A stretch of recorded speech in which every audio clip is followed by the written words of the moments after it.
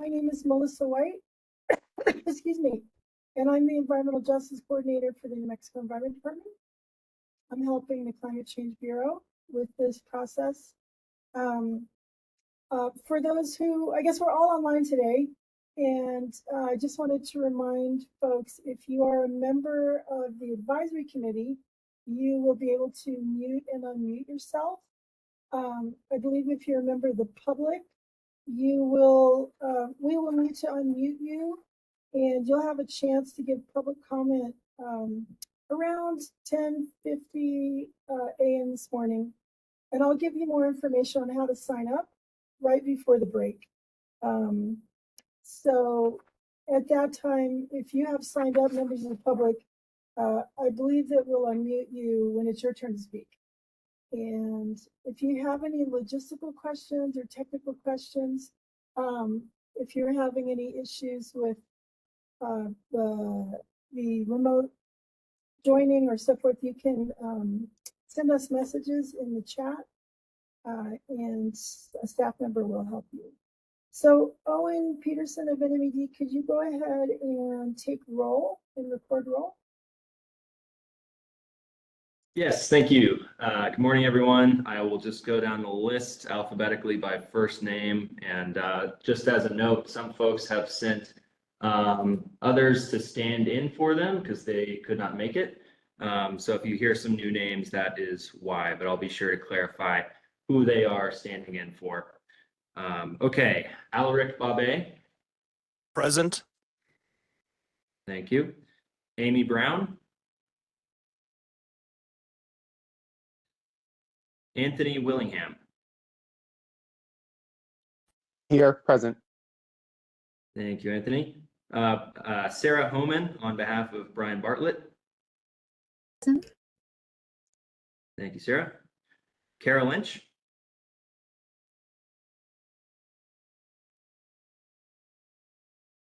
Kara Lynch. Corey Ann Wind. Dalva Molenberg.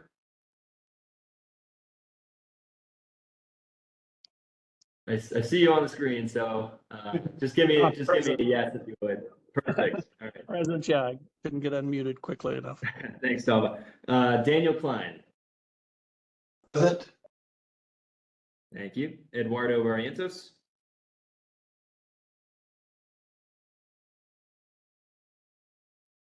Thought I heard Eduardo. There you are. Eduardo, do you want to just come off mute and give me a yes, please? Okay, we'll circle back to you. Ethan Epstein. Here. Thank you, Ethan. Evan Rosenberg. Present. Thank you. Gabriel Pasiniak.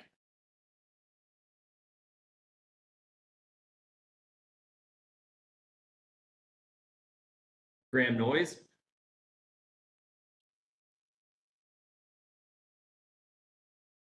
Jane Sadler. Present. Thank you, Jane. Jed Smith. Present. Thank you. Jessica Gregg.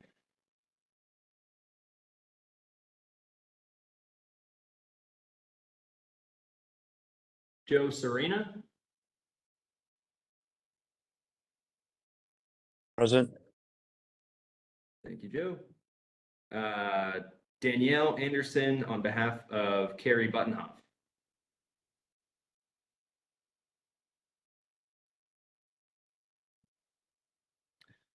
Carl Feldman.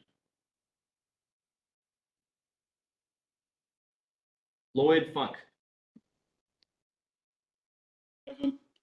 Thank you, Lloyd. Luis Reyes. Matthew Wire. I'm here. Thanks. Thank you, Matthew. Michael Teague.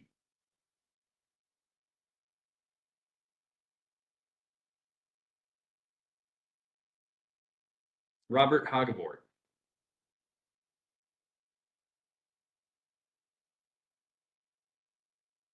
Sam Wade. I'm here. Good morning. Thank you, Sam. Teresa Sosa. Present. Thank you. Jason Wolf on behalf of Tiffany Wallace Pollock.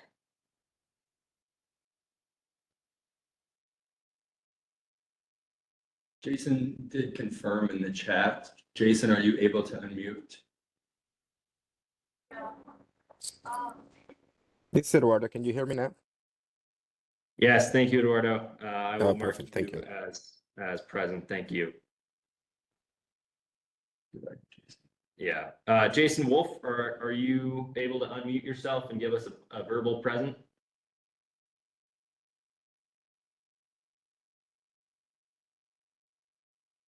Okay, we'll circle back just for the sake of time. Todd Trauman. Elena Byrne is here in his place. We emailed yesterday, but we're here. Thank you, Elaine. All right. Tom Dolmeyer.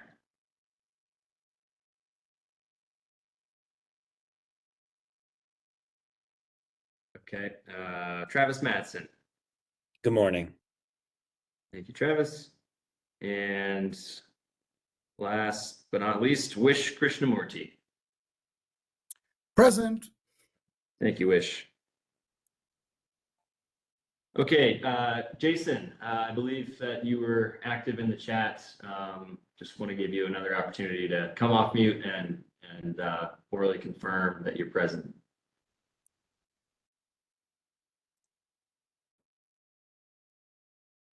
All right, I think we can move on. Yeah, Jason, we'll mark you as present since you're in the chat, but when you get a chance, if you could just confirm that your microphone is working or not. And if you want to do the absence one more time. Great, yeah. Thank you for your patience all. I'm just going to run through the absence one more time really quick. Amy Brown. Carol Lynch. Corianne Nguyen. Sorry to interrupt. Kara Lynch is here. I was having problems logging in. Got it. Thank you for letting us know, and sorry for the IT issues. Okay, Gabriel Pasiniak. Graham Noyes. Jessica Gregg. Danielle Anderson on behalf of Carrie Buttonhoff.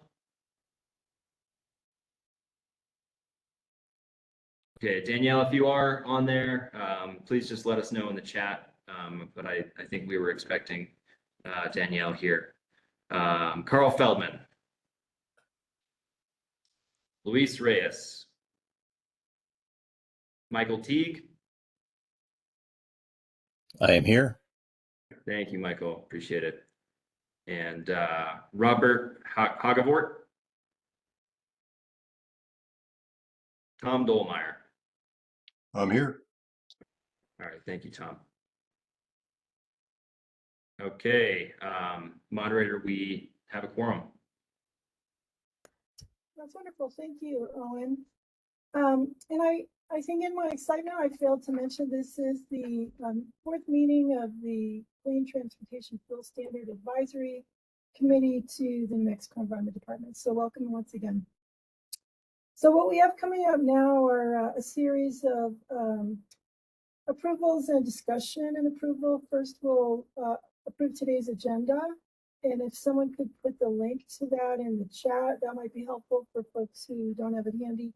After that, we'll discuss and approve the June 26 meeting minutes of this committee. And then we'll discuss and approve the July 12th meeting minutes of this committee.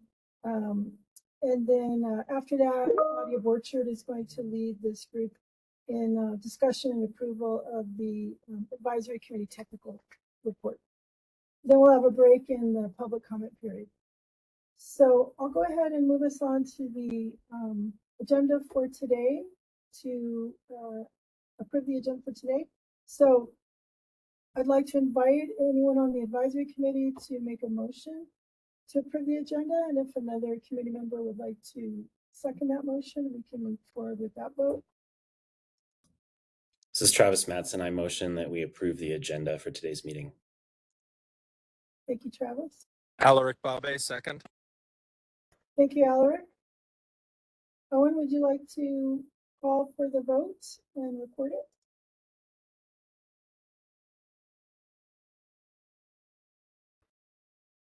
Or maybe that's Yes, thank you. So we are going to try something a little bit new since we are all virtual. So please, if you're in approval of the agenda, please type approve into the chat and we will simply tally up the names. If you disapprove or abstain, please type that in the chat as well. And we will simply just run through all the names and it'll take about 60 seconds. Appreciate your patience.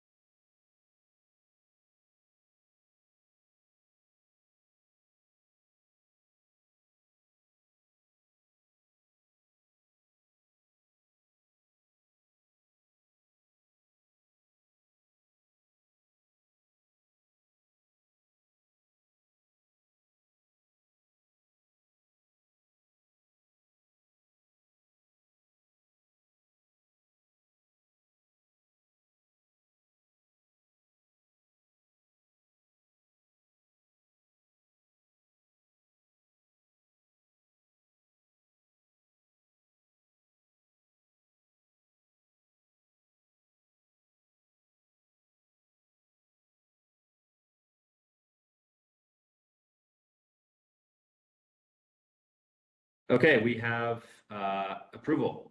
And just as a side note, Jason, because we're not getting any word from you, we're going to go ahead and mark you absent.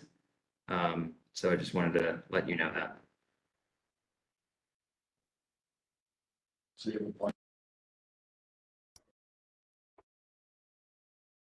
Oh, no, you're referring to Jason Wolf? Yes, Jason Wolf. Yeah. He's posted that he's having connectivity issues. Okay, understood. So I think he's here. But anyway, maybe you can post again in the chat if you're here. Thank you, everybody. I understand my audio is not that great. It's a little muddy, so I'm going to try speaking up, and at the break, I may switch to my headphones, which might have better audio. I apologize for that. But we can move on now to discussion and approval of the June 28 meeting minutes. And if it's convenient, could someone post those in the chat, a link to them? So I think I'm just gonna open the discussion for any advisory committee members who have reviewed the June 28 meeting minutes and feel that something was incorrect or needs to be addressed and revised. And if the Climate Change Bureau staff agree, we do have that ability to revise the meeting minutes in live time before you approve them. And Eduardo, I see that you've raised your hand. Would you like to go ahead and Yes, give your thank you. I submitted that my name was not included in the list of participants for the June 28th meeting. I have noticed that the correction has been made, so thank you very much, Owen, uh, for that. So with that being said, I move to approve the minutes from the June 28th meeting. Before we move forward with approval, I just want to check and see if there are any other comments or questions or concerns about those minutes. If you're an advisory committee member and you have a comment, question, or concern, please go ahead and speak up.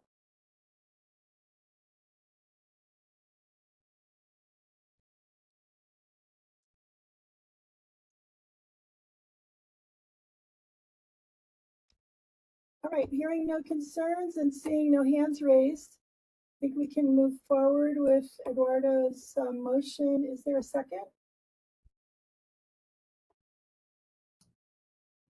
I second. This is Travis Madsen. Thank you, Travis. And Owen Peterson, would you like to call for the vote? Yes, thank you. We're going to follow the same process that we did for approval of the agenda. So please, right now, everyone who is in favor of approving the 628 minutes, please type in approve in the chat. Likewise, if you disapprove or abstain, please type that in the chat as well. And we will take about another 1 to 2 minutes to tally up the votes. Thanks for your patience again.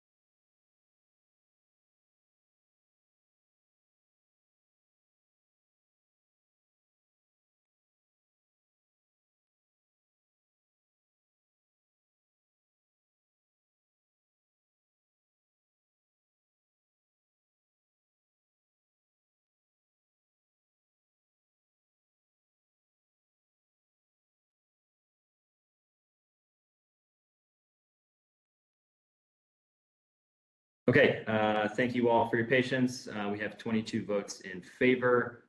Just as a side note, Graham, welcome. We initially marked you as absent, but we see that you just voted, so you're here. Can you come off mute and just give us confirmation that you're present?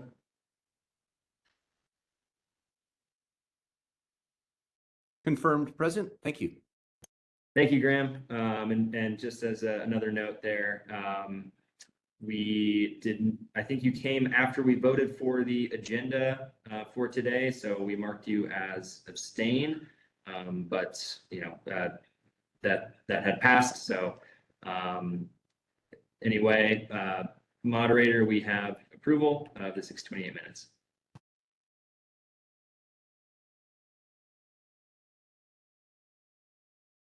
Okay, thank you very much, Owen.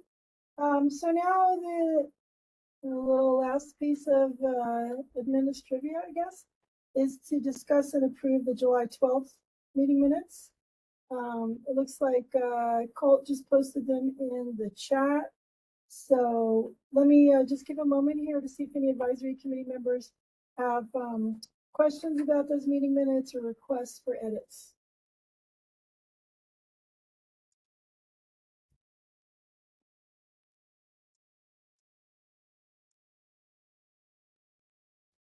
Okay, hearing no questions and seeing no hands, I think we can move on. Is there a motion to pass the July 12th, 2024 meeting minutes?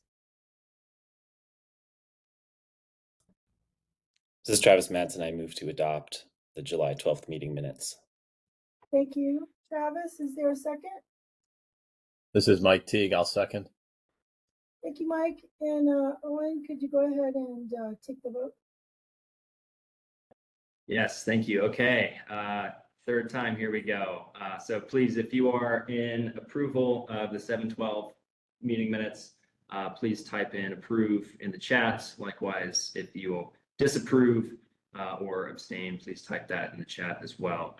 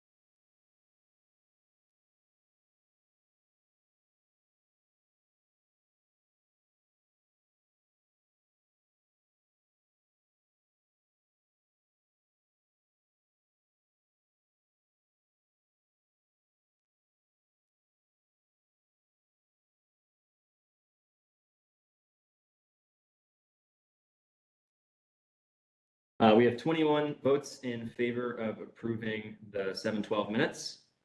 So the motion passes. Thank you, Owen. So now I'm going to turn the microphone over to Claudia Borchert, the Bureau Chief for the Climate Change Bureau.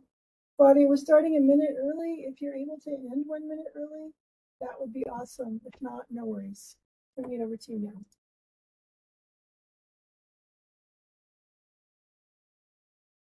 Good morning, everyone. So good to see you all again. Thank you for your participation today, as well as over the last 3 meetings. We do really appreciate your participation, and also very appreciative of the comments that you submitted on the topic that we are going to discuss now, which is the technical report. I'm going to turn it over to Owen in a second, but I do want to say that, you know, we, as the rulemaking team, are looking at everything you've submitted, And for those people who are tuning in who are not part of the advisory committee, we will also be looking at all the comments you submit and take those very seriously as we try to figure out what the best program is, the best clean transportation fuel program that we can develop for New Mexicans. All right, so I'm going to turn it over to Owen to go over the details of how we are going to go about adding changes that were proposed as well as approving the report. Hopefully, we hope that you will like what you see in front of you and approve it. Thanks. Thanks, Claudia. Okay, so just to give another brief intro, I'll keep it very brief. So like we said, the purpose of the report is really to capture the breadth of the input, the technical input that we received from you. So that comes in the form of the written input. Thank you all very much for submitting that. We got lots of responses there. It also comes in the form of the oral input from the prior meetings. And neither one has more weight than the other. And I also want to note that the oral input, it really is a summary and not a transcript. So the purpose is to capture the breadth, but not necessarily every detail. And then, yeah, some folks have, since publishing the draft report, some folks have submitted some comments and some suggestions via email. So what I have done is I have created a version of the draft report and redlined any changes that were suggested. That is not to give them more priority than any other folks' comments that might come up in conversation today. That is simply to be efficient with our time and log those suggested changes so that we can discuss them as a body. So our plan for how to proceed is for me to share my screen with that redlined version of the report, and we will simply go through any of the suggested comments and discuss as a committee, and then vote on approval of the report as amended. And as a couple final words, there is a public comment process that will begin after this meeting and approval of the report. So we encourage you, if you still have input to offer, that is a great avenue for offering that input. And speaking of public comment, we do have a 45 minutes of public comment scheduled for on this agenda for this meeting. So let's be thorough in our discussion of the report, but also efficient and mindful that folks, members of the public are waiting to provide their comment as well. So without further ado, I will go ahead and try to figure out how to share my screen. Bear with me because I have a lot open on my tiny laptop.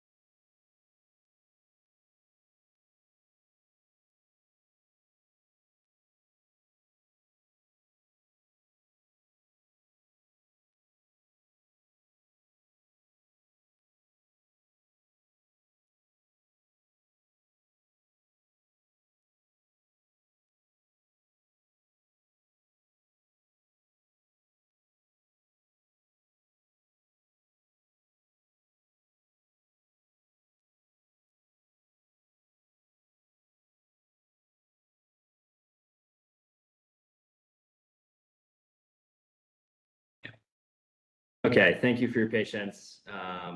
So we're going to go through the red line changes, but I also want to emphasize that if you do have comments or suggested changes, now is the time to raise them. So we're going to go through, all of our comments in totality together. And as I said, I don't want to give more weight to the comments that we received by email prior to this meeting.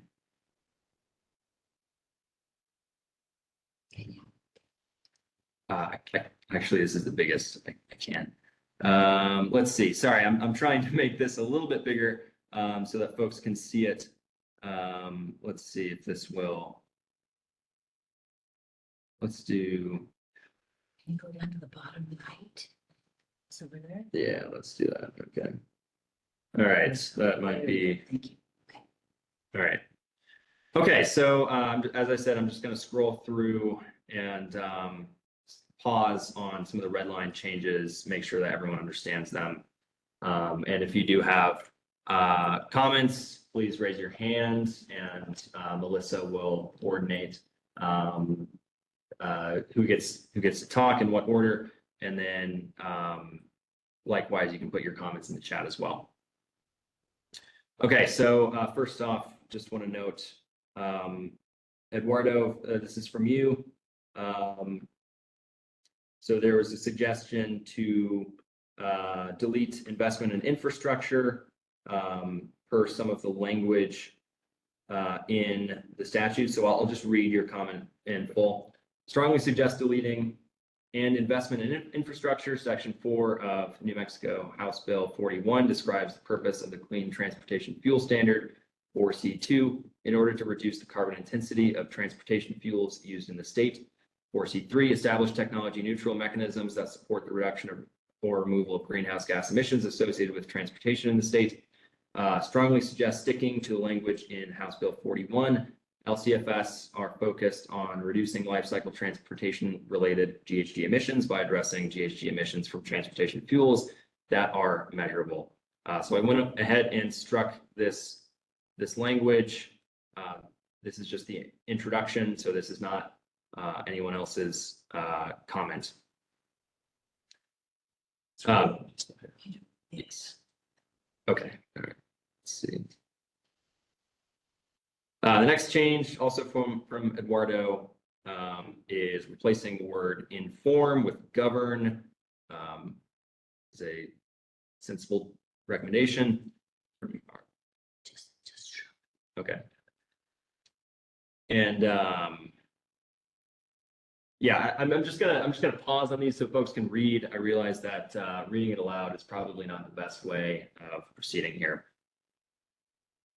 So if you do have objections to the red line changes, please just raise your hand.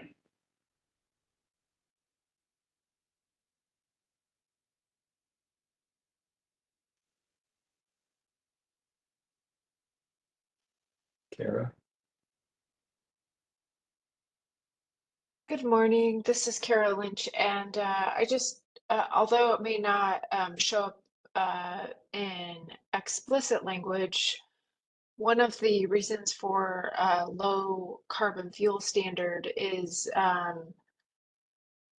for equitable distribution and impact of an LCFS on underserved and low-income communities. So I would argue that an LCFS or a CTFS actually includes the build out of infrastructure, especially in those low-income communities.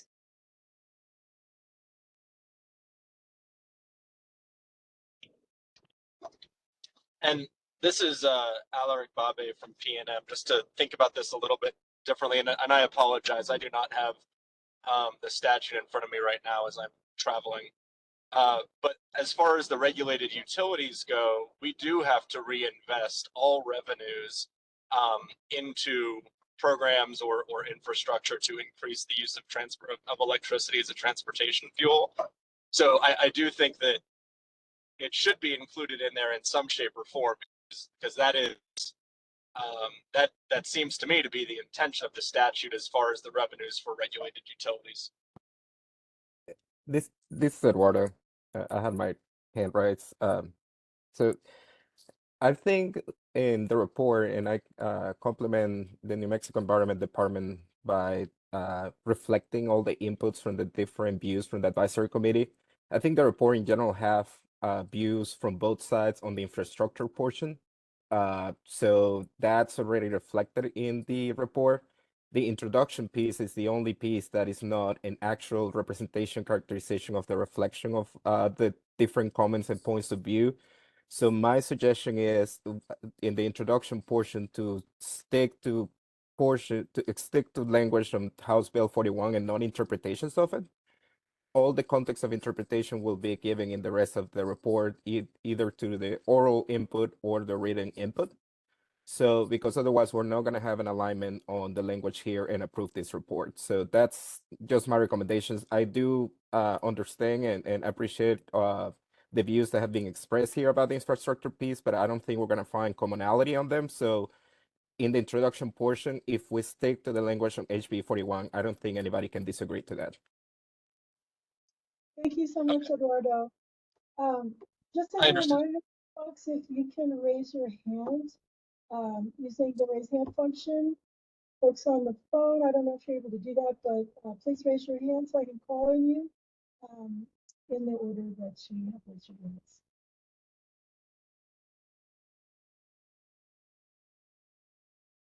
Looks like Carol Lynch, you have your hand raised again.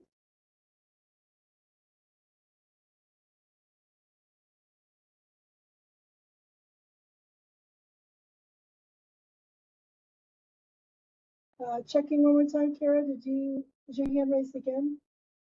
Oh, I'm sorry, I was on mute. I just want to express support for Alaric Babe's comments. HB 41 does explicitly state how utilities shall use the credits that they generate. Thank you, Alaric. Did you have another comment? No, sorry. I understand the sort of the context here. So just thank you. I am trying to raise my hand, but I am in a car and it is hard to do it on my phone. Understood. Thank you. Are there any other comments about this item? If not, I suppose, Owen, will you be leading us through various items?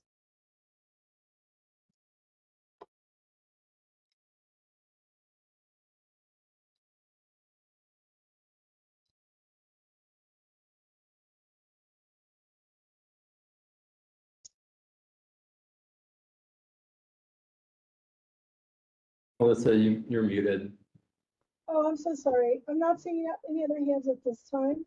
Owen, did you want to lead people through different sections, or do you want to have open comment on any aspect of the technical report at this time? Thank you, Melissa. Let's continue moving through the red line changes, and at the end, we can take more comments and have general discussion.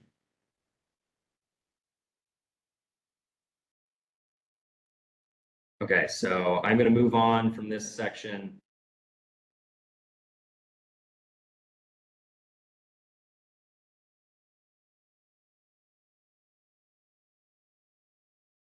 Okay, this is per Mike Teague's suggestion regarding truckers becoming obligated parties under the under existing LCFS rules from other programs. So this was briefly touched upon in some of the discussion. So I just want to make that comment.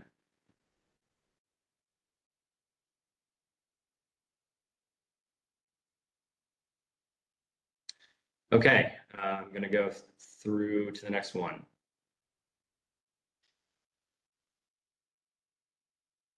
There was a suggestion to add renewable diesel to the biodiesel section under fuel types.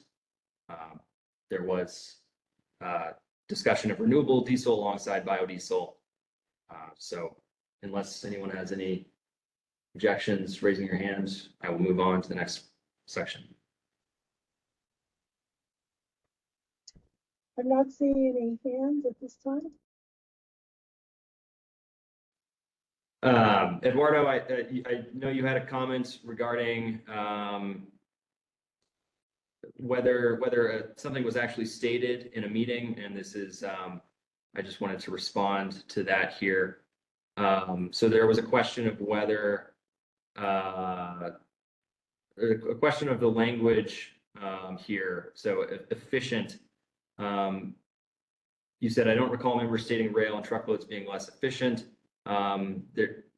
This is a matter of interpretation, I suppose. But I was pulling from Joe Serena's comments in the 712 AC meeting regarding the difference in terms of how fuels are imported on the West Coast states versus New Mexico. So the language is here verbatim, and I just wanted to give you an opportunity to respond to that before we move on.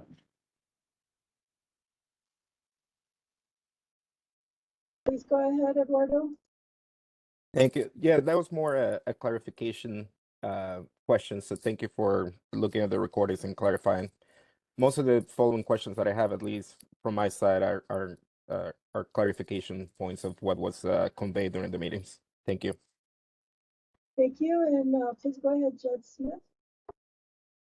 Yeah, this is Jed Smith. On the clarification on trucks and rails not being efficient, we just need to make sure that is not the case. A lot of states rail and truck fuel in, including the West Coast states. So to make a difference there in New Mexico wouldn't be fair. Thank you, Jed. Jed and Eduardo, unless you have additional comments, if you could lower your hands, please. And I'm not seeing any other comments. I just want to confirm, so Jed, with your last comments, did you mean to say that you would like to strike the language around efficiency? Correct. Okay, so I will redline that change. I think it should just be the methods of getting fuel into the state are these, and making a fact, not an assumption about efficiency or not. Okay, thank you, Jed. Eduardo, I see your hand is still up. Do you have another question or comment? No, sorry, but I do support that deletion too. Thank you. Appreciate it. Okay, I'm not seeing any other hands up. I think we could possibly go on to the next item, and folks can circle back if you realize later that we weren't able to comment. All right, I will continue to the next change.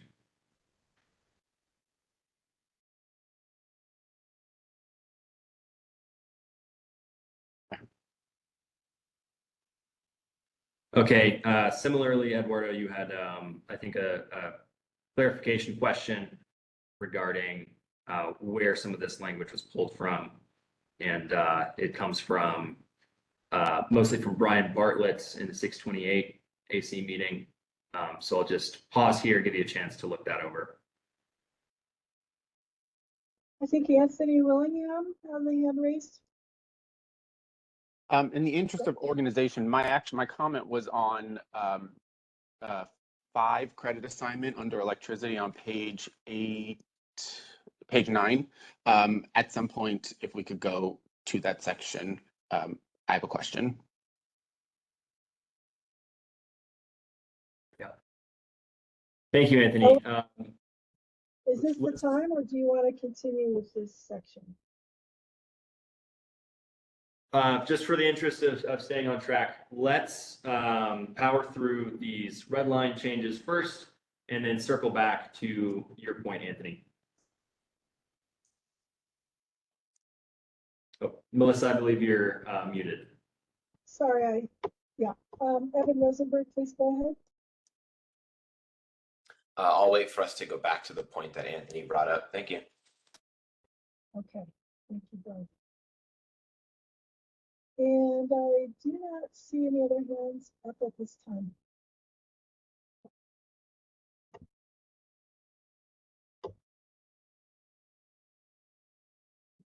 I think we can go ahead. Okay, I take it that we are okay with this section, so I will proceed to the next one.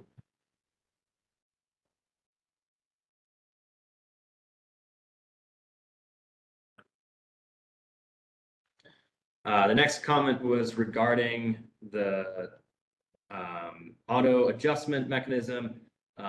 It seems that the standard verbiage there is auto acceleration mechanism.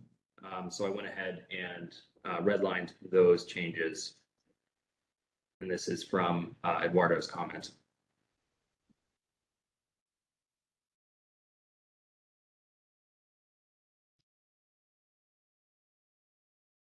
I'm not seeing any hands raised, so I think we can move ahead.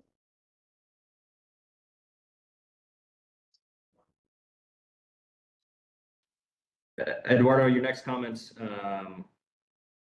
pertain to having an auto acceleration mechanism that would work both ways.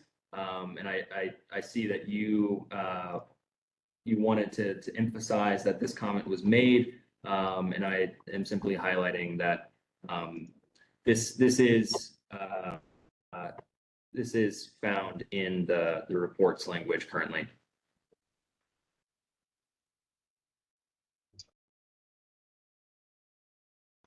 So I guess my question there, this portion of the report is related to the oral inputs. So it should reflect what the oral input actually stated. So the question for clarification there in that last point is that I believe during the meeting, this has an auto acceleration mechanism, a reset mechanism was also suggested, and I know that was trying to be alluded in the last comment here, but I wanted to be factual to the actual discussions that occurred during the meeting when this item was brought up. So that was the question clarification point that I wanted to make here too. Thanks, Eduardo. So that language regarding reset mechanism was not found in the recording, which is why I didn't call that out. I didn't make that change. Okay, appreciate it. The clarification. Okay, thanks. I'm not seeing any other hands raised at this time, and FYI, I discovered I'm able to lower your hands. So if I call on you and you start speaking, I'll go ahead and lower your hands so there's no confusion as to whether you raise them. Okay, moving right along then.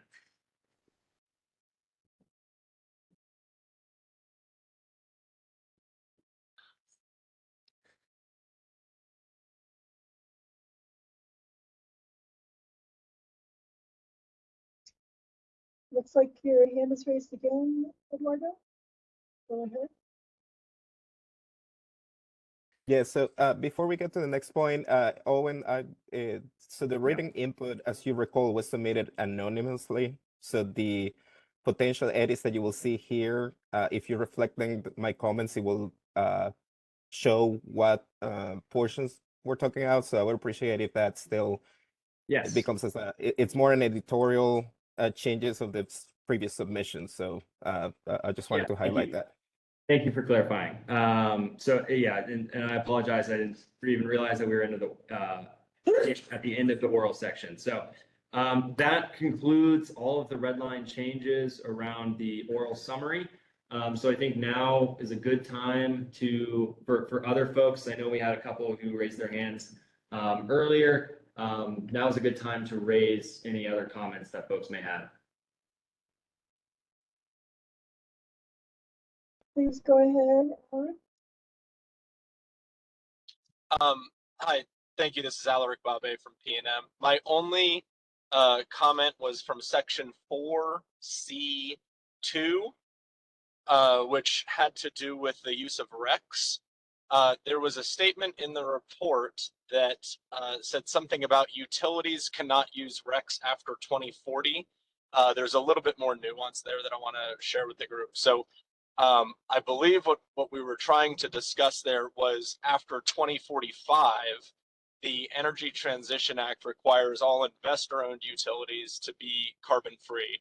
So utilities or other entities could not retire RECs on top of that. To clarify where the 2040 came from, PNM's goal is to be carbon-free by 2040, but I believe the co-ops are 2050. So there's different timelines here. So I wanted to make sure that that 2040 was not captured as being, you know, sort of the be-all end-all for RECs across the board.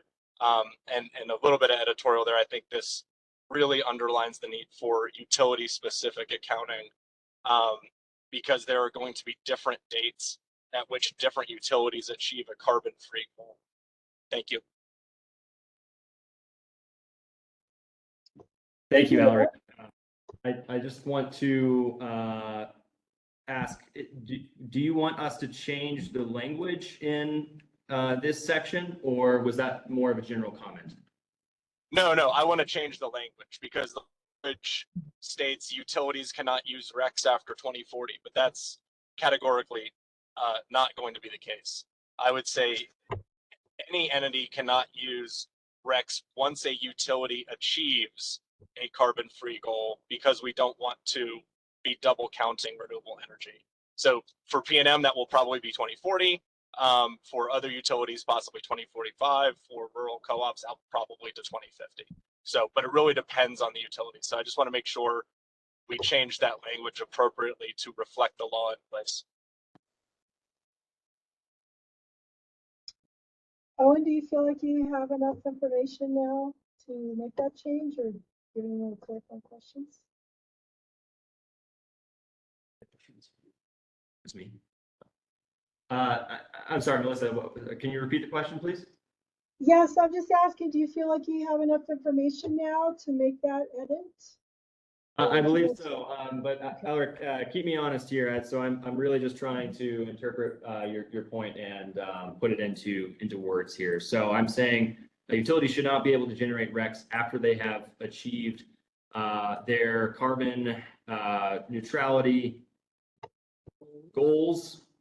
So yeah, I'll try and walk through this a little bit. So no utility or other entity shall be able to retire RECs once a utility is carbon free. Okay, got it. So no utility or other entity should be able to retire RECs. All right. Yeah, hopefully that makes sense. If there's anyone else on the call that can say that better, please feel free to jump. And let's go forward with Evan, who has his hand up. Yeah, I have a somewhat divergent view on this. I think in general, I agree with the principle about utilities having a increasingly lower carbon intensity as they get closer to achieving their goals, their renewable energy goals. I don't think that the program should be prohibiting entities from using RECs on any kind of timeline. I think the program should establish rules and guidelines and accounting methods for RECs and let entities use them as they need them. In the case of what we're talking about here, the economics would no longer make sense to utilize renewable energy credits because there wouldn't be any incremental gain in credit generation. So if you're using utility specific carbon intensity scores, as you get closer to 2040 or 2045, the carbon intensity score is going to be so low that there's just no point in using a REC because you're going to go from, 4 or 5 grams per megajoule to 0. And the REC is not going to get you that much more credits. And that REC might be more valuable used in another scenario.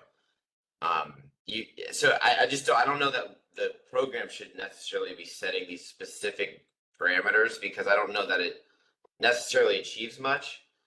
There's no concern of double counting because that rec again would be used in some other, would either not be used or be used in some other program. So it's just, I think that, I don't know if, I think this might just be too precise language. Yeah, that's just kind of my comment there. Thank you. Thank you, Evan. Eduardo, you're next, and then I will call on Alaric. Yeah, I have a process suggestion. So this portion was a summary of the recollection of the meetings that already happened. If we are opening to further comments and additional information, this is going to be challenging for us to approve the report today. So if we make suggestions in this portion, if we make edits in this portion, my suggestion would be is just to clarify that the recollection was accurate for already transcribed during the meetings and not adding new points of view or additional information to it. Thank you. That's an important point. Thank you, Eduardo. I'll ask the Climate Change Bureau staff, do you agree with that recommendation?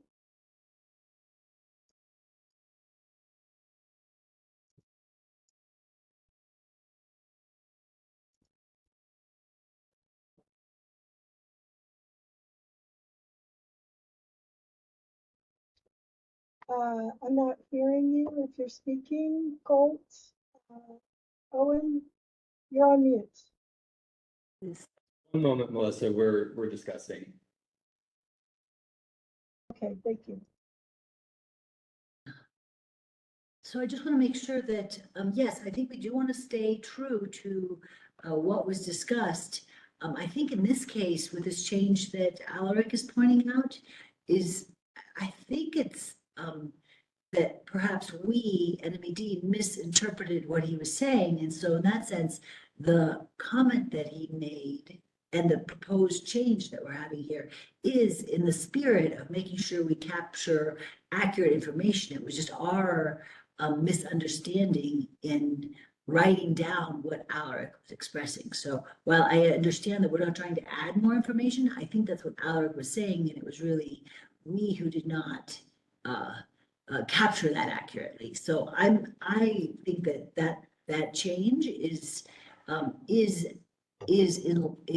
in keeping with the kind of process that we're doing here. And if others want to speak up and don't think it is, I'm happy to, let's talk about that. But I think that being accurate is important in this report.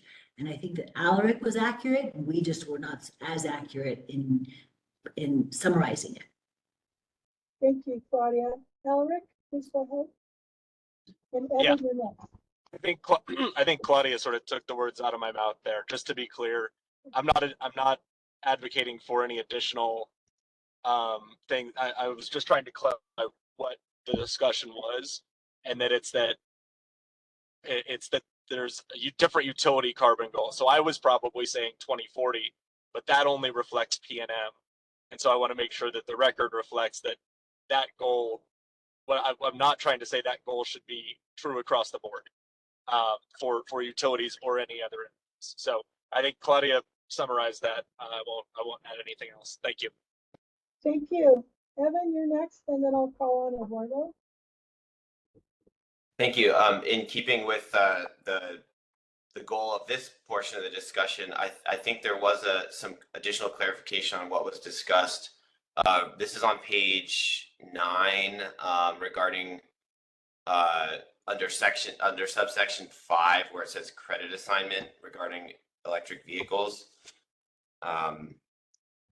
So yeah, I think so. The sentence is members agreed that credits generated from electricity should be assigned to the utility by default. So there was some discussion in the last meeting regarding other entities that might be eligible as the default credit generator, specifically the owner of the charging station. That would be consistent with other clean fuel programs. And I think perhaps what was left out was maybe that the agreement was that credits generated from electricity used in residential EV charging, or I think the residential EV charging was the specific piece that was left out. I felt there was more agreement on that, and those should be assigned to the utility. and all, I guess, non-residential EV charging would be the charging station owner, but that might be up for debate. But I think the agreement was the residential piece regarding utilities. Thank you. Thank you.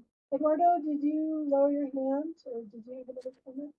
Yeah, I lower my hand. So, and appreciate Claudia's clarification, and that's exactly the point I was making. I fully appreciate what Alaric said to clarify his point that he raised during the meetings, but then there were further comments that were done by other members in the point contesting that. So that's where my comment was reflected to, not to the clarification from Alaric. Thank you.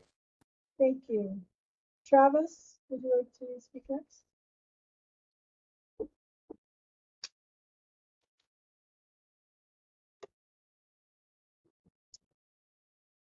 Travis, you're on mute. Sorry. I lowered my hand instead of unmuting myself. I was just saying that I agreed with what Evan just said about the credit assignment discussion, that we were talking about residential electricity and that the rules should be, we should consider other people claiming the credits in the commercial part of the assignment. And then going back to the previous discussion, I'm wondering if the simplest thing to do might be to just delete the second sentence that had that 2040 number in it. Because I think the first sentence captures the kind of spirit of what we were talking about, and maybe just dropping the 2040 number will get us to a place that captures what we were saying during the meeting. Thank you, Travis. Anthony, your hand was up for a moment and went down. Did you have a question? No, I was just going to echo the things that were mentioned about this section, the credit assignment section, because as it's written, it sounds like the recommendation is would preclude third-party private charging providers from being the default credit generator, and I didn't think that was the intent here. Thank you for that. I am not seeing any other hands at this time. So if there are no Melissa, comments, sorry to interrupt. We want to make sure that we've captured the recommendations from the group regarding this particular language. So, Claudia, do we feel good about this? Sure. I mean, I just want to make sure you guys can all see it because I'm actually working on a document offline. But the sentence now would be, members suggest that credits generated from electricity used for residential transportation fuel should be assigned to the utility by default. I think we should just take off that last phrase because that kind of gets to Travis's point about who else might want to participate in gathering those residential electricity credits if the utility does not. so which was the last phrase you were going to take off?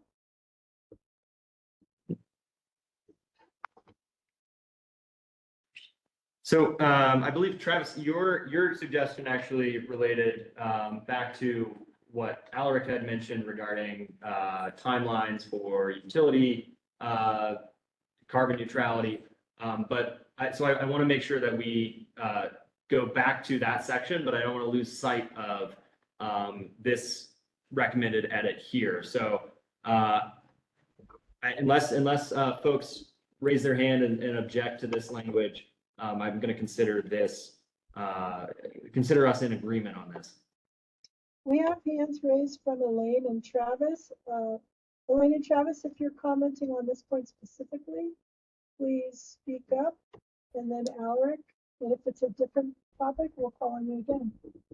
I would hi, Elaine here, specifically around the use of residential. I know obviously with the current rulemaking in California, there are carve-outs for between single family residential and multi-family residential. And so I'm not sure if that's a point of consideration at this time, but that would be, typically that would be single family residential versus a blanket term.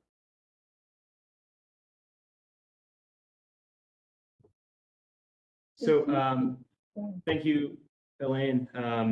Just as going back to the process clarification that Eduardo had raised, I think what we're trying to do here really is just make sure that this is an accurate reflection of what was said in prior meetings and not add any new substance to this. So just once again, pinging the group here, are we in agreement on this language here and with the red line changes? Do we approve of the red line changes? And I'll call on Travis and Alaric if you have comments about that. Thinking back on the discussion we had about this, I'm thinking maybe we should add one short statement. I remember talking about how Evan's presentation looked like the structure he discussed in his presentation looked reasonable. If we could add a sentence that said that, it might capture the discussion more fully.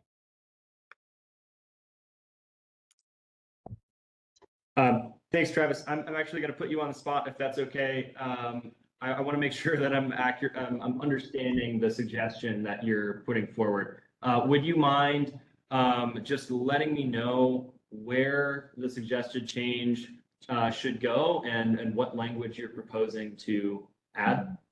Sure. After the first sentence, then I will type the suggestion in the chat. Yes, perfect. I was going to suggest that. Thank you, Travis. Thank you. Alaric, do you have, or actually, Owen, do you feel like you know where it should go? Yeah. Okay. So and Travis is putting it in the chat. So it's gonna take a moment, but we're gonna get this language in there so that we can, have an agreement here. I got it.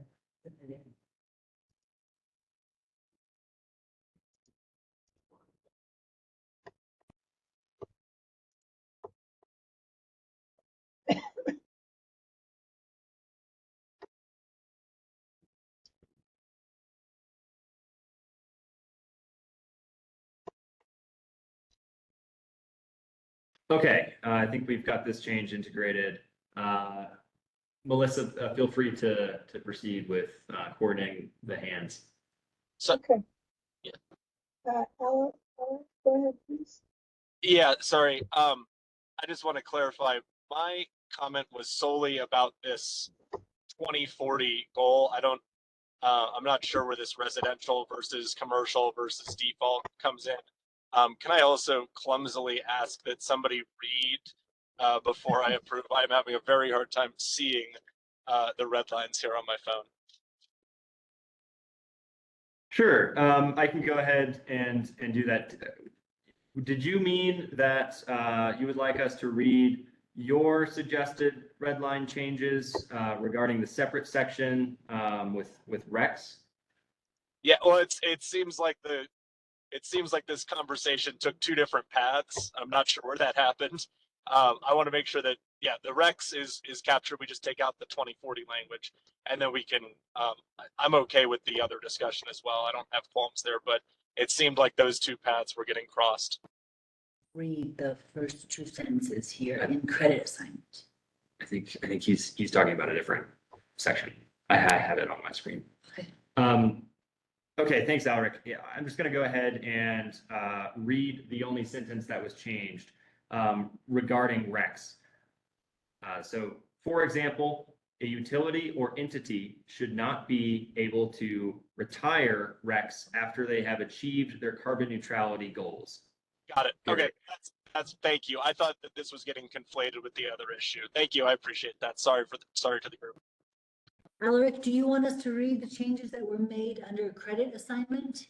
No, I'm comfortable with where that is. It sounded like that was getting shoehorned into the first part of the discussion. I wanted to make sure that wasn't the case. Thank you. Okay. Okay, thank you all. Melissa, feel free to take it away. I don't see any hands at this time. Owen, do you want to move forward with other questions or comments that people may have about various parts of the report? Yes, please. So this is we've made it to the end of the red lines changes and the folks who had raised their hands. So I just want to give everyone one last chance to propose any other changes. And I believe, Anthony, you had brought one up earlier. Have we covered that yet or not? Yes, we have. Thank you. And Graham had his hands up. I just wanted to commend the staff and participants for all the hard work on this and the real diligence to get it right. Really appreciate the thoroughness here. Thank you very much. We appreciate that. No, thank you.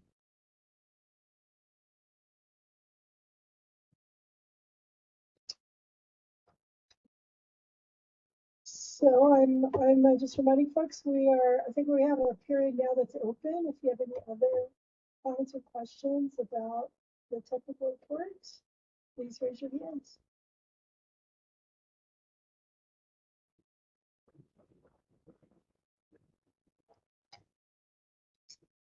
And I'm not seeing any hands.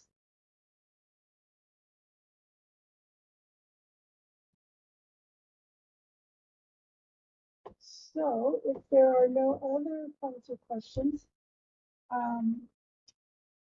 we may be able to move on to a motion to approve, but I want to just first check in with the Climate Change Bureau. Do you think we're ready for that? Yes. Okay. All right, I will invite if anyone from the advisory committee would like to make a motion to approve the Clean Transportation Fuel Standard Advisory Committee technical reports. This is Travis Madsen. I move to approve the advisory committee technical report with the red line changes that were just discussed. Thank you, Travis. Is there a second? This is Evan Rosenberg. I second that motion. Great. Owen, would you like to take the vote? Yes, please. Thank you, Melissa. So we're going to follow the same process as earlier. So starting now, if you approve of the motion, please type approve in the chat. If you disapprove or abstain, please type that as well. We will take a couple minutes to tally the votes.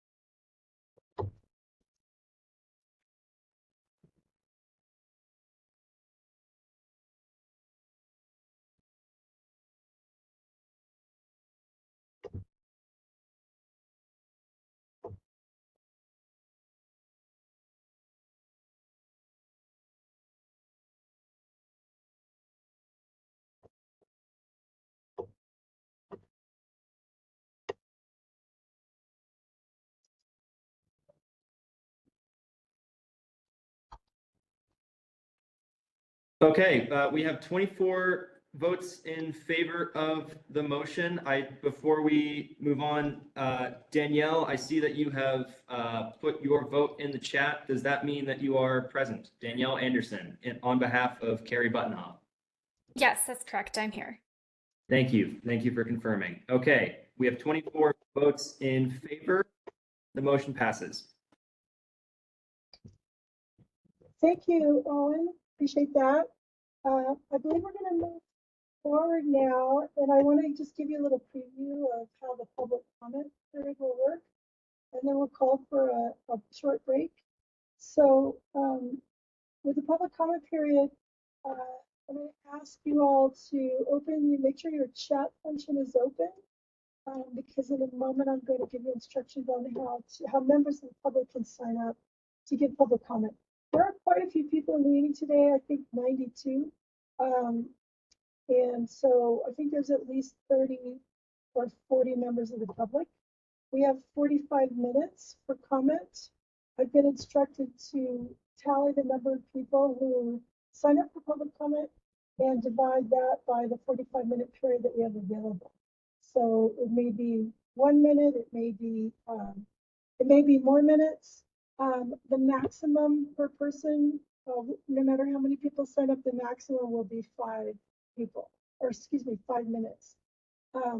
So what I want to do now is ask members of the public who are not on the advisory committee, not on the advisory committee, to type into the chat your first name and last name to indicate that you would like to give public comment, and we'll take you in the order that they appear in the chat. And other folks, please don't put anything in the chat right now. And we were going to take a 10-minute break. You can continue putting your names in the chat during the break. Please return at, let's see, it's 10:17, at 10:27, and then we'll continue with the public comment period. Thank you so much. And I apologize for the audio.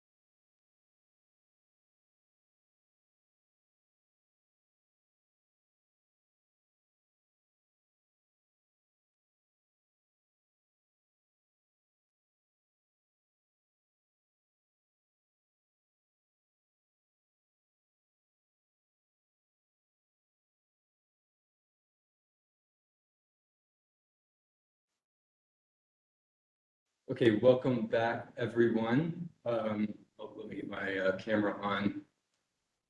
Okay, so because Melissa is having some audio issues, she has asked me to help facilitate this section of the public comment. And so by my count, we currently have 12 public commenters signed up. So we will ask each individual to give their comment in 3 minutes and 45 seconds or less. When you get to that time, I will notify you that your time is up, and we will move on to the next commenter in the order that they were received. If we have time at the end of the 45 minutes to take additional comments, we will do that. So I believe we're ready to get started. And so the first public commenter will be Deborah Kabeloff.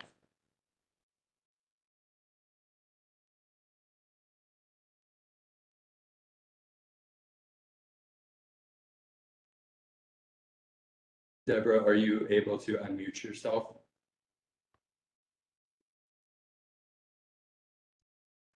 Colt, do we need to unmute her since she's not an advisory committee member? Yeah, let me try to do that real quick.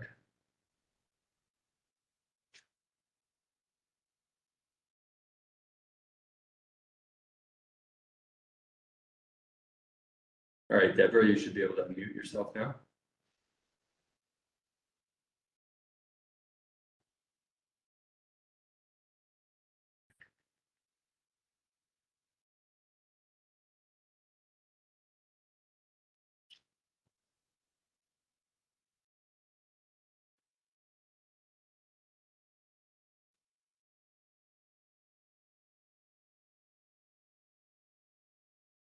Deborah, can you unmute yourself? Still will not let you.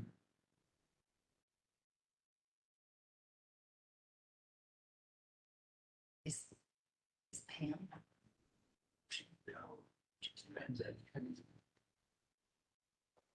All right, can you try one more time?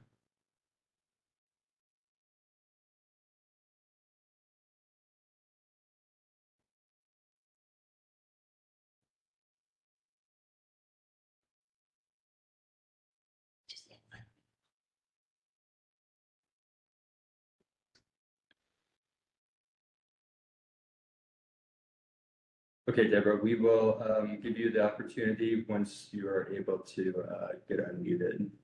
Okay, so we will move to the next commenter, which will be Paul Townsend. Hi, let me see if I can fix my video here.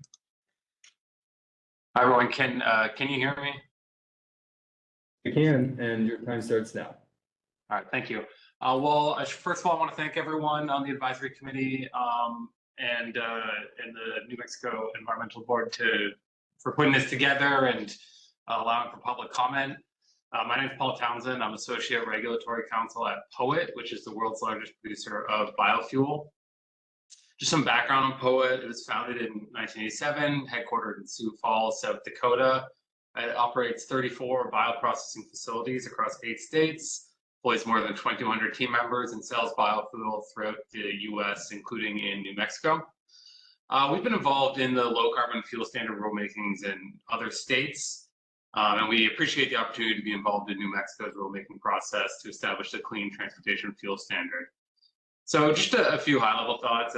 We encourage an approach in New Mexico that is technology neutral and leverages existing low-carbon fuel standards, in particular by adopting third-party verification standards that account for fuel pathways already verified through other states' programs. Just as an example, in Oregon's Department of Environmental Quality, they currently allow for recertification of CARB-approved fuel pathways. And Washington Ecology is currently undergoing a rulemaking process to propose something similar for certification of existing fuel pathways in other states. Now, New Mexico can take advantage of the efficiencies associated with streamlining efforts across complementary state programs to avoid redundant third-party verifications. Next, POET also encourages New Mexico to adopt the Argonne GREET model, which has been suggested by many members of the advisory committee and in the technical report. The Argonne Green Model incorporates up-to-date information to accurately score life cycle greenhouse gas emissions for renewable fuels, such as corn ethanol, and establishes carbon intensity values for the full range of factors that impact the production of biofuels. Although some states have adopted customized versions of the GREET model, we do encourage New Mexico to structure its program around Argonne's flagship model, which is updated periodically to reflect the most recent developments in transportation field research.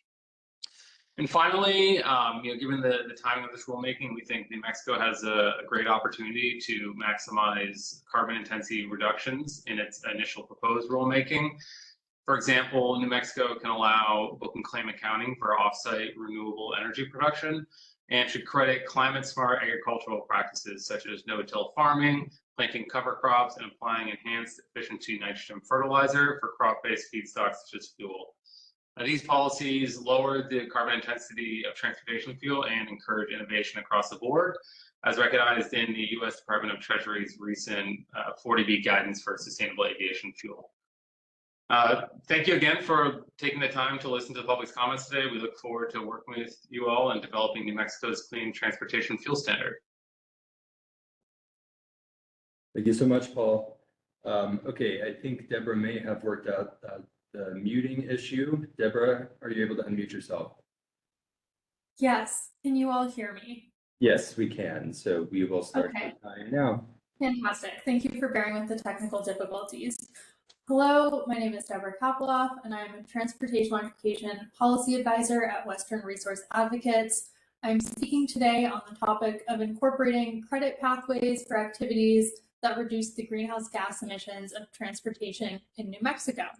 The legislature's direction for the Clean Transportation Fuel Standard offered an expansive vision of credit generation, allowing for, quote, additional credit opportunities from activities and projects that support the reduction or removal of greenhouse gas emissions associated with transportation in the state, end quote. I'm not an attorney, but I consider it notable that the legislative language states that the emissions reductions need not be associated with transportation fuels, but rather with overall transportation in the state. Given this, I would highly urge NMED to create a draft rule that includes a pathway for allowing transit agencies to earn credits. This could take many forms, such as evaluating a transit agency's ridership numbers and estimating and according vehicle miles traveled reduction, or offering capacity S credits based on a transit agency's route offerings.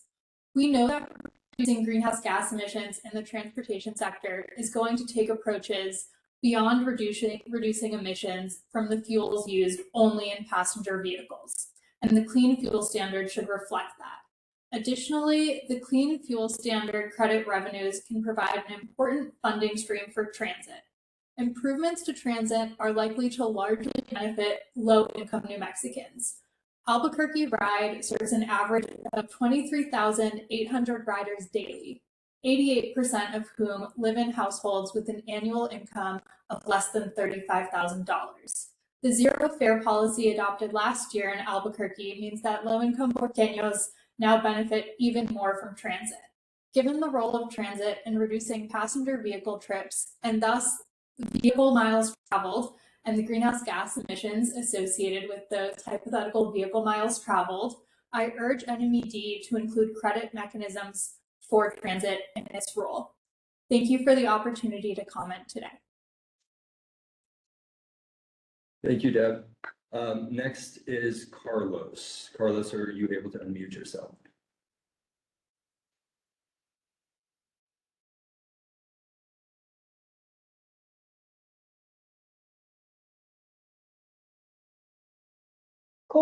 Carlos had posted earlier in the chat that he would not be able to stay around for the public comment, and he wanted to send his comments via email.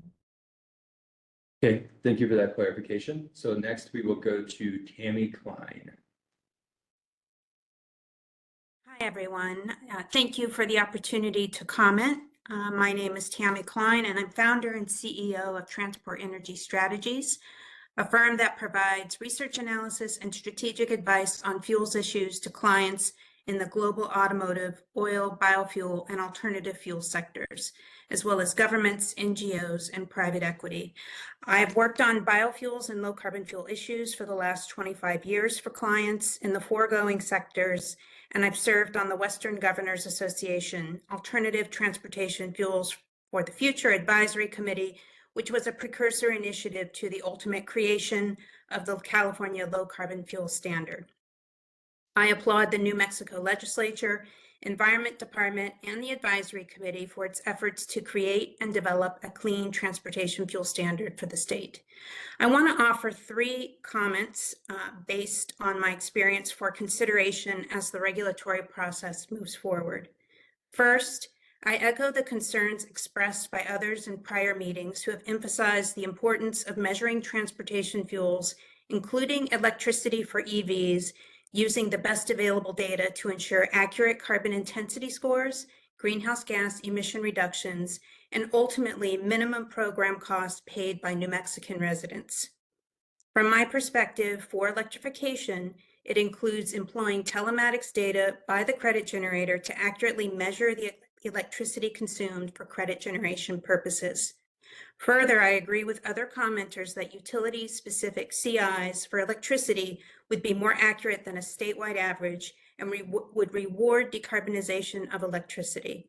This would also help ensure no duplication of RECs and CTFS credits as well, and I think the principle of additionality used in other clean fuel contexts should apply. Second, I echo commenters noting that consideration should be given to the growing deployment of behind-the-meter power sources. In particular, distributed generation such as solar can offset electricity demand growth for transportation and may serve an important additional source of electricity for EV charging. As such, installers or owners of distributed generation sources should have the opportunity to generate credits under the program. And lastly, capacity credits available in other clean fuel standard programs make purchasing a clean fuel vehicle feasible and should be available for all clean fuels. Something to consider is the concept of paying back capacity credits over time with consumption credits. This would remove the concern that capacity credits don't represent actual GHG reductions. It would require careful thought to make this work since, for example, refueling stations could change ownership or close before paying back all the awarded capacity credits, but I think it's worth further consideration. California LCFS capacity credit programs are basically grants instead of an advance, so they're limited in availability and favor specific fuels, which I think goes against the principle of technology neutrality and has opened the program to criticism that I think could be avoided here. Thank you so much for the opportunity to contribute these comments. Thank you, Tammy. Ben, you are next.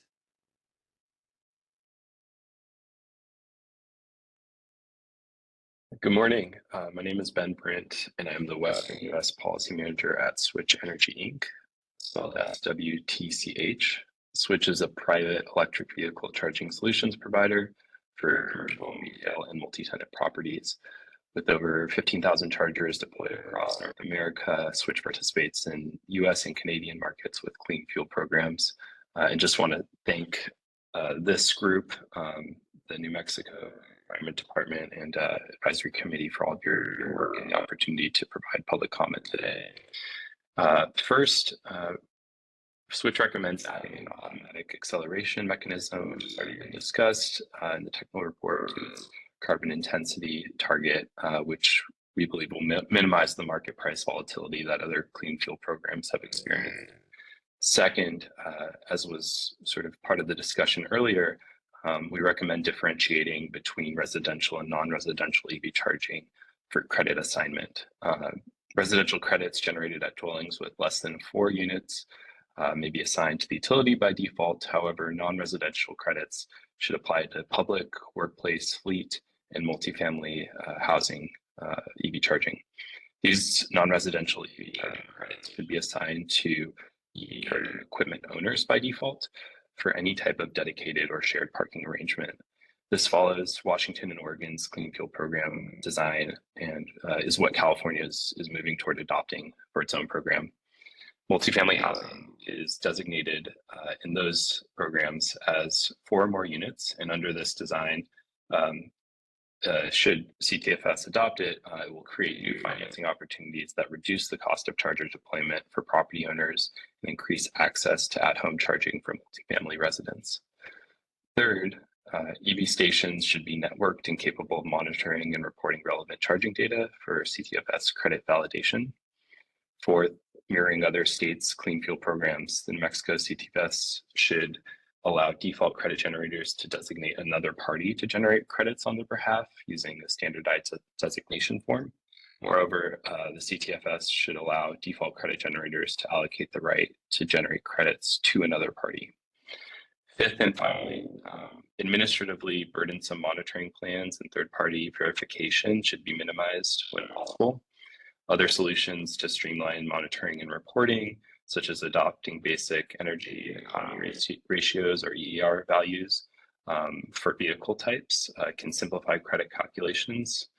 With regards to verification, we also find that it's valuable to wait at least a year before any type of internal program audit, and when feasible, pursuing a desktop review for credit verification is preferred. So just want to thank you again, and we look forward to working with you all to develop a strong New Mexico clean transportation fuel program. Thank you, Ben. Andrea Felix, you are next.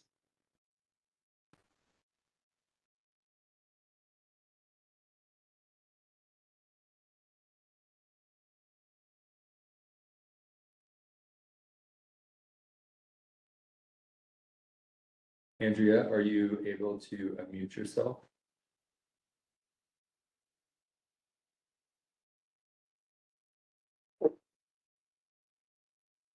Okay, if not, we will move on to Ken Hughes. And after Ken, excuse me, after Ken, Andrea, if you're able to come back on, we'll accept you then. Ken Hughes? Good morning, can you hear me? Yes, we can. Please go ahead. Great, thank you. I'm Ken Hughes. I'm here representing 2 organizations, the Sierra Club Rio Grande chapter and the Coalition of Sustainable Communities, New Mexico. Just a couple of points today. First, lowering dependence on cars reduces household transportation costs. According to Chicago's Center for Neighborhood Technology, a household with 1 less car can save between $5,000 and $8,000 a year, which put into better housing would be of great benefit to many people. Second point, the importance of transit and shared mobility programs should be recognized in the development of program guidelines for spending credit revenues to benefit low-income and underserved communities. Thank you very much. Okay, thank you so much. Andrea, I saw that you were trying to log back in. Are you with us and able to unmute yourself?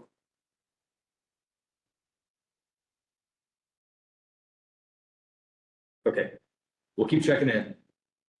Colin Murphy, you are next. Hi, my name is Colin Murphy. I'm the Deputy Director of the Policy Institute for Energy, Environment, and the Economy at University of California, Davis.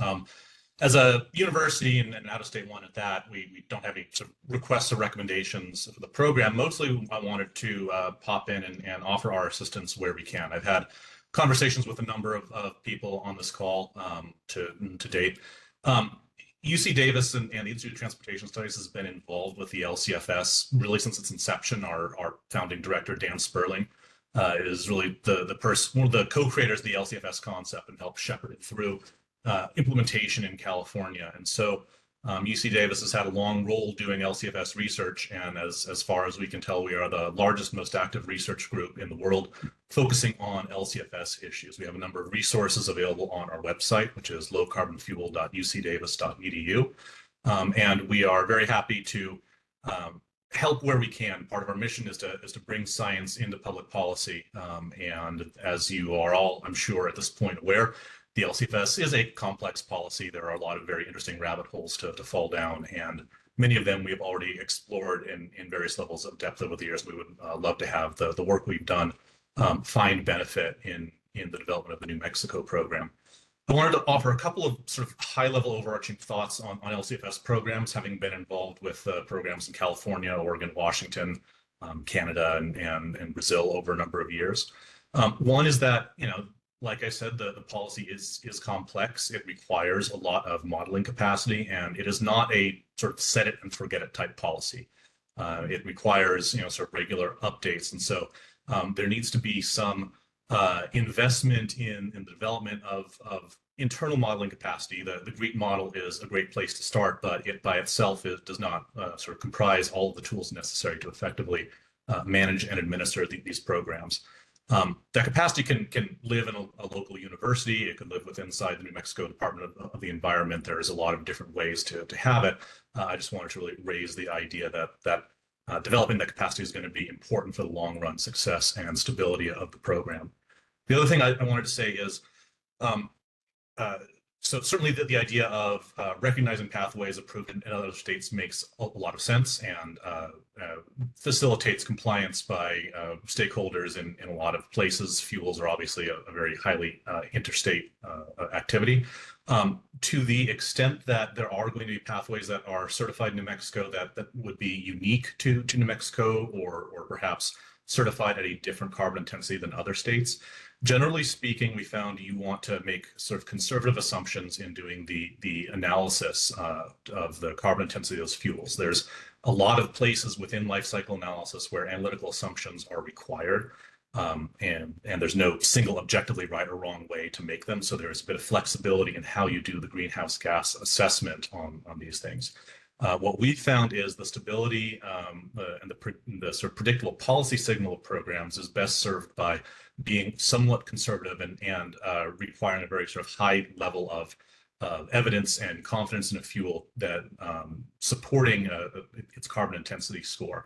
The reason being that the market-based mechanism, the LCFS, can often be self-correcting as long as the carbon intensity assessment aligns with the state's sort of long-run goals to reduce emissions. So while there can be short-run benefits to support one fuel or another by giving extra credits or multipliers or just giving sort of a more relaxed treatment in the LCA, that tends to be somewhat self-defeating in the long run. So we sort of support being a little bit on the conservative side in that particular situation.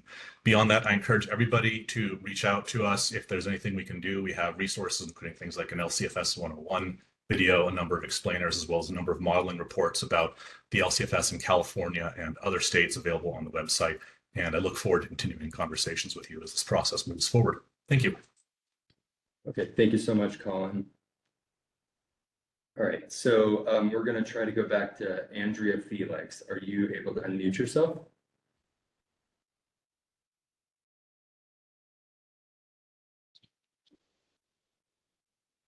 All right, I know you're back in, so let me try to prompt you to unmute.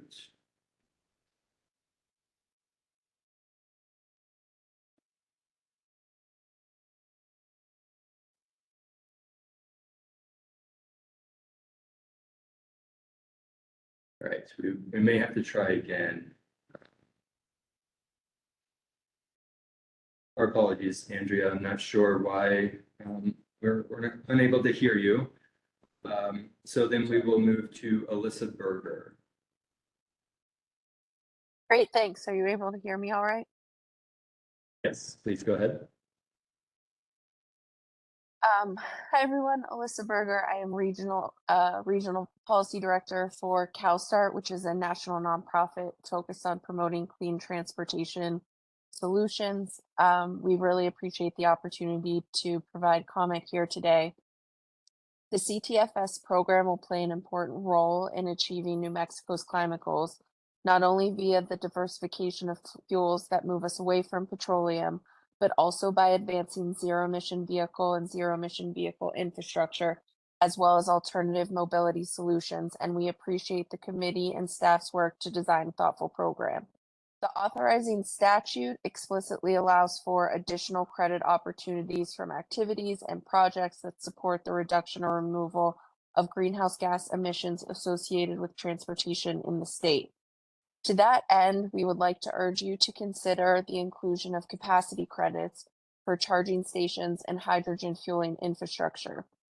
These incentives, which both California and Washington are working to adopt as part of their programs for medium and heavy duty zero emission vehicle infrastructure, help provide an elegant solution to the chicken and the egg issue we often find ourselves in when it comes to electrifying the transportation sector, and strongly believe they should be included here in order to maximize greenhouse gas reductions from the program as well as the transportation sector.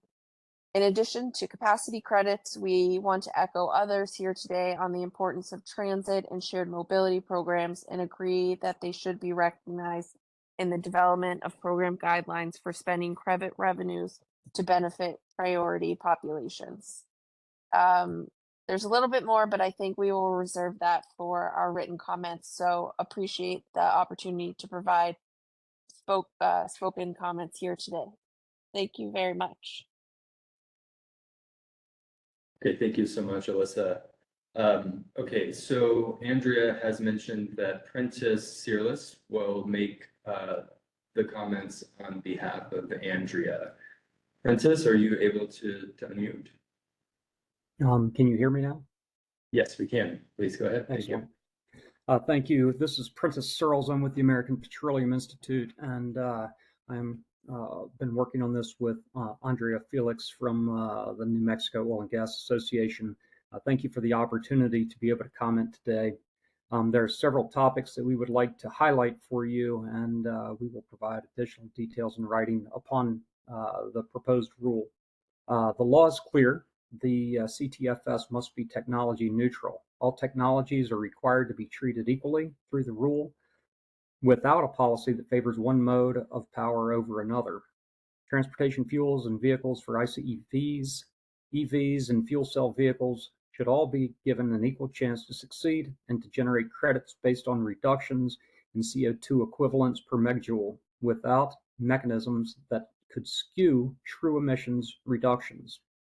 The cost containment, program review, and program deferral are needed and necessary. Because the law sets goals that are very difficult to achieve by 2030, there is a need to have a significant discussion about program deferral, as it did not receive substantive discussion during the advisory committee meetings. A robust deferral mechanism will ensure the integrity of the program and minimize the impacts to New Mexico's residents. It's important to be able to forecast if there are insufficient credits available for the upcoming compliance period, or if there is a supply disruption, and if the appropriate waivers are available to minimize shortages. Deferral is identified in HB 41, section 4.c.9. Further, regulated parties need cost containment measures, credit holding limits, and an established credit clearance market in which they have the opportunity to purchase credits pledged by credit sellers at no more than a maximum price. Third, the baseline fuels for percent GHG reduction must be defined. HB 41 establishes a baseline year of 2018, and as such, it is reasonable to assess the blend rates of ethanol and biodiesel for the baselines for gasoline and diesel, respectively. We recommend that NMED assume a high carbon intensity level for the biofuels that were likely present in the state in 2018 and consistent with average 2018 CI for biofuel production and distribution.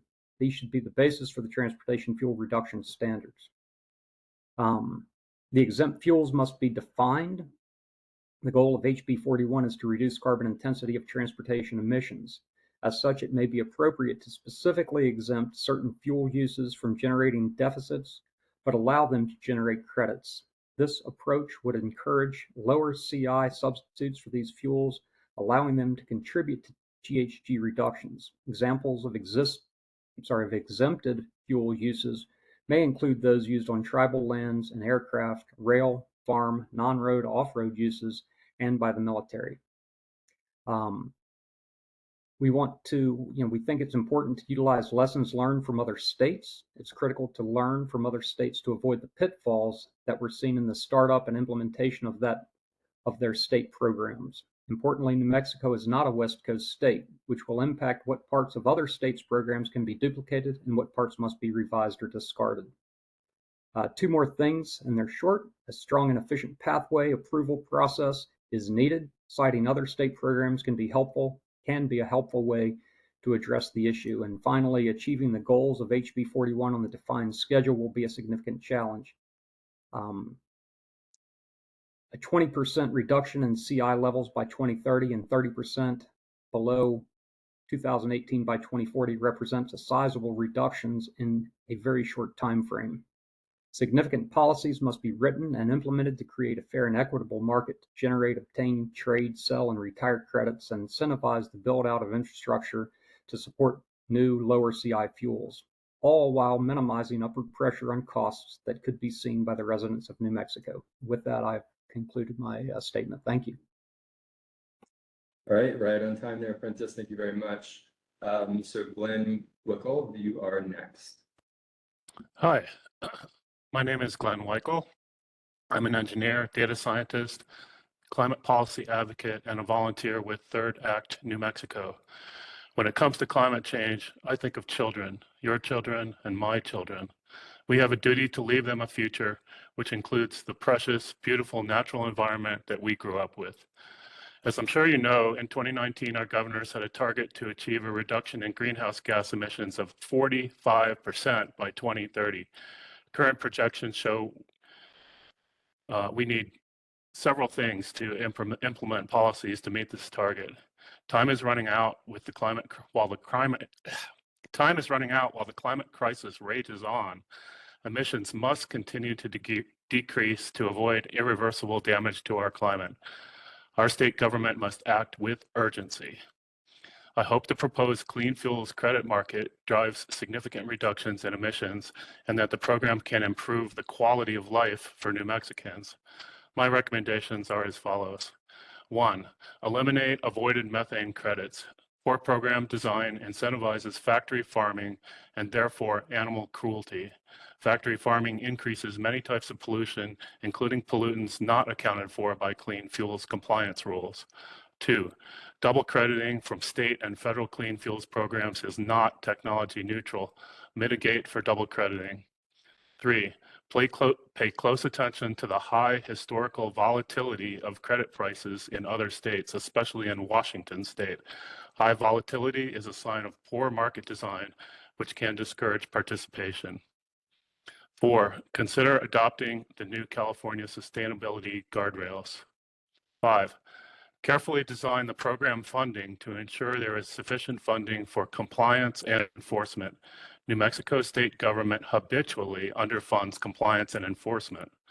Break out of this pattern so you can build a quality program which can exceed the greenhouse gas targets in the legislation. Consider the cost of unexpected activities like troubleshooting, appeals, audits, and challenges of the rules. 6, long-term climate forecasts predict even more severe droughts than what we're seeing today. The clean fuels credits should reward producers for using less water. And finally, I want to reinforce comments by Ms. Kapeloff from WRA and Mr. Hughes. The legislation allows credit for any activities that support the reduction of greenhouse gas emissions associated with transportation. Consider requiring a portion of all credit revenues, not just those generated by electric utilities, to fund projects which advance emissions reductions for low-income and underserved communities. An especially important way to do this is reducing total miles traveled in the state by providing incentives for work-at-home employment and incentives for public transit, especially in rural areas. Thank you for your time. Thank you so much, Glenn. Okay, Dallas Gerber, you're next. Can you hear me? Yes, we can. Please go ahead. My name is Dallas Gerber with Growth Energy. We are the world's largest association of biofuels producers who collectively produce more than 2.5 billion gallons of cleaner burning renewable fuel annually. Our members produce biofuel fuel that helps the nation reduce greenhouse gas emissions for the millions of internal combustion engine vehicles on the road today and which will be on the road for the foreseeable future. But we applaud New Mexico's efforts to reduce carbon emissions through the CTFS. We've previously provided extensive comments on similar programs in California, Washington, and Oregon, ensuring those states recognize the carbon reduction value of increased bioethanol use. We hope the CTFS will recognize the same. With respect to life cycle analysis modeling, we believe the Argonne GREET model is the most accurate tool to examine the life cycle greenhouse gas emissions of all fuels and considers a wide range of carbon reduction processes and technologies that bioethanol production can utilize. One example is climate smart on-farm practices. The USDA lists more than 200 climate smart ag practices that farmers can utilize, such as cover crops, low or no-till planting, enhanced efficiency fertilizer, and more. So we strongly encourage the use of the GREET model. Additionally, we encourage the department to reject calls for a cap on biofuels. Concerns over land use change for cornstarch ethanol are completely unfounded. The United States is planting grain corn on roughly the same number of acres as it was in 1900. Yet at the same time, the per acre yield has increased more than 600%. Additionally, a cap on biofuels violates the commitment to a technology neutral program. Finally, we encourage the department to consider including all opportunities to maximize CI reduction for all feedstocks and technologies, such as on-farm climate smart practices, the use of low CI power, and carbon capture and sequestration. We will have additional items in future written comments, but I want to thank you for your time and look forward to further engagement with the department on the CTFS. Okay, thank you so much, Dallas. Okay, Kara Lynch, you have offered to provide public comment on behalf of Ona Porter. Please go ahead. Thank you. Ona Porter reached out to me earlier this morning. She was here in this space, this virtual space with us, but then had meetings that started at 10 and are ongoing. Ona wanted me to specifically comment for her, and this is also on behalf of Prosperity Works, that she was specifically commenting on the 50% of the credits spending requirements that utilities earn from selling credits to support underserved communities. She believes that the new policies that we develop must center equity in order to invest in funding for public transit, car sharing programs, and other mobility options that limited income individuals are highly dependent upon. And that is her comment. Thank you for allowing me to share that on her behalf. Okay, thank you so much, Kara. Given the 45-minute time slot that we have run through everyone who spoke up and wanted to give public comment, but we can accept 2 more, possibly 3 if they're short, oral public comments. If anyone would like to do so, please unmute yourself or post your name in the chat.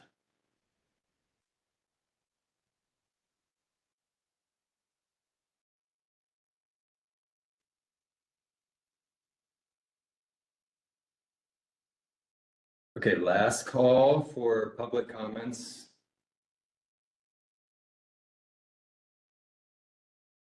All right, I'm hearing none, I'm seeing none. So thank you all very much for your public comments. We greatly appreciate the opportunity for the advisory committee taking the time to allow for this today. So with that, I will turn it over to Claudia to handle the last item on the agenda. All right, thank you. I'm speaking here on behalf of Melissa because of the audio concerns about her sound quality. So we would just want to thank all of the advisory committee members again. We want to thank the public for your public comments. We really appreciate that we have been able to get to this point where we have a solid technical report. We'll be posting that report today by the end of business, 5 o'clock Mountain Time, to the New Mexico Environment Department Clean Fuel Standard webpage. So specifically, if you just did a search for NMED, Climate Change Bureau, Clean Fuel Standard, or probably even NMED Clean Fuel Standard, that would take you there. And so there'll be a link to the report itself. Oh, good. Somebody is bringing that up to show where that is.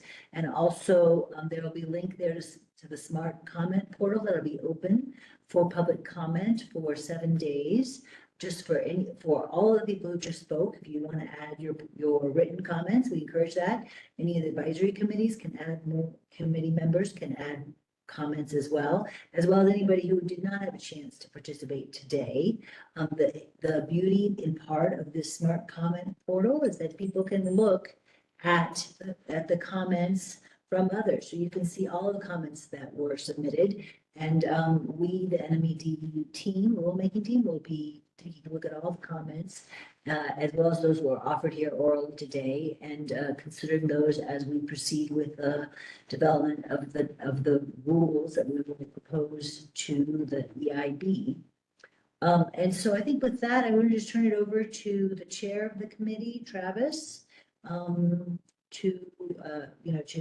have some to write any words if he wants, and then I think we'd be ready for a motion to adjourn. Thank you, Claudia.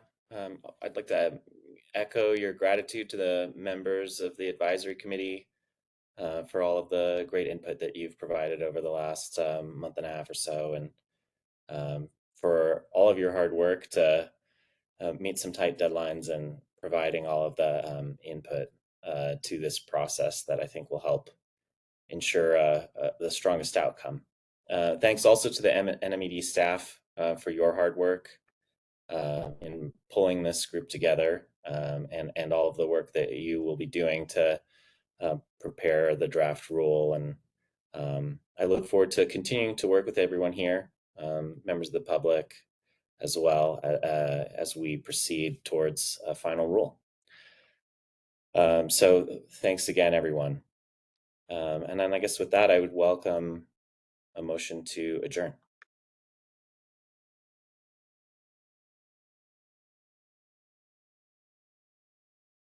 Second that motion.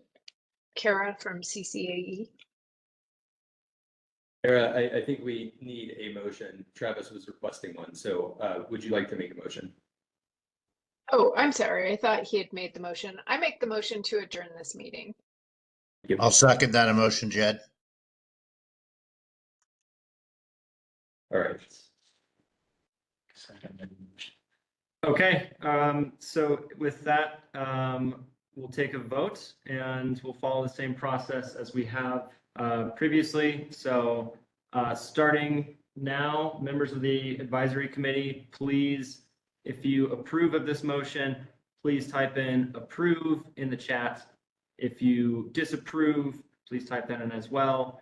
And same goes for any abstentions. Please type that in as well. We will start the timer now and take a couple minutes to tally the votes and come back off mute once that is finished.